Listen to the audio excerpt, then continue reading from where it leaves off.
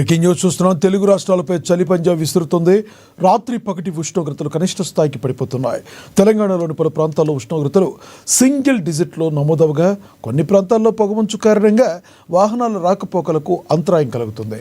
పటాన్చెరులో 8, ఆదిలాబాద్లో 9 డిగ్రీల ఉష్ణోగ్రతలు నమోదయ్యాయి. హైదరాబాద్లోనూ ఉష్ణోగ్రతలు కనిష్ట స్థాయికి పడిపోయాయి. నగరంలో ఉష్ణోగ్రత 13 డిగ్రీలకు పడిపోవడంతో ప్రజలు గజగజ వణికిపోతున్నారు. ఇంటి నుంచి అడుగు పెట్టాలంటేనే జంకుతున్నారు. దుండిగల్లో 13, హయత్నగర్లో 14 డిగ్రీల ఉష్ణోగ్రతలు నమోదయ్యాయి.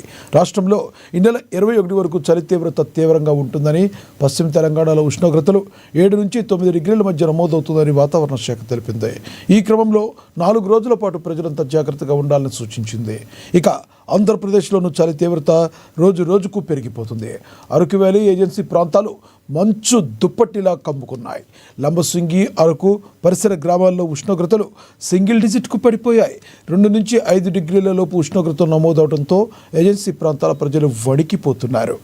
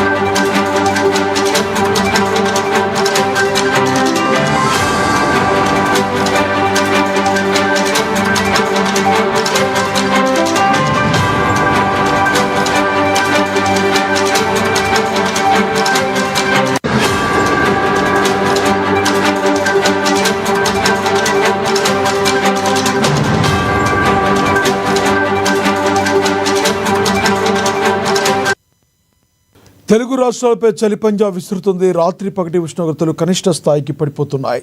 తెలంగాణలోని పలు ప్రాంతాల్లో ఉష్ణోగ్రతలు సింగిల్ డిజిట్లో నమోదవగా కొన్ని ప్రాంతాల్లో పొగమంచు కారణంగా వాహనాల రాకపోకలకు అంతరాయం కలుగుతుంది. పటాన్చెరులో 8, ఆదిలాబాద్లో 9 డిగ్రీల ఉష్ణోగ్రతలు నమోదయ్యాయి. హైదరాబాద్లోనూ ఉష్ణోగ్రతలు కనిష్ట స్థాయికి పడిపోయాయి. నగరంలో ఉష్ణోగ్రత 13 డిగ్రీలకు పడిపోవడంతో ప్రజలు గజగజ వణుకుతున్నారు. ఇంటి నుంచి అడుగు బయట పెట్టాలంటే జంకుతున్నారు. దుండిగల్లో 13, హయత్నగర్లో 14 డిగ్రీల ఉష్ణోగ్రతలు నమోదయ్యాయి. రాష్ట్రంలో ఈ నెల 21 వరకు చలి తీవ్రత విస్తృతంగా ఉంటుందని, పశ్చిమ బెంగాల్, తెలంగాణ ఉష్ణోగ్రతలు 7 నుంచి 9, పశ్చిమ తెలంగాణలో ఉష్ణోగ్రతలు 7 నుంచి 9 డిగ్రీల మధ్యలో నమోదవుతాయని వాతావరణ శాఖ తెలిపింది. ఈ క్రమంలో 4 రోజుల పాటు ప్రజలంతా జాగ్రత్తగా ఉండాలని సూచించింది. ఇక ఆంధ్రప్రదేశ్లోనూ చలి తీవ్రత రోజు రోజుకు పెరుగుతుంది. అరకు వ్యాలీ ఏజెన్సీ ప్రాంతాలు మంచు దుప్పటిలా కప్పుకున్నాయి. లంబసింగి, అరకు పరిసర గ్రామాల్లో ఉష్ణోగ్రతలు సింగిల్ డిజిట్కు పడిపోయాయి. 2 నుంచి 5 డిగ్రీల లోపు ఉష్ణోగ్రత నమోదవుతూ ఉండడంతో ఏజెన్సీ ప్రాంత ప్రజలు వణికిపోతున్నారు.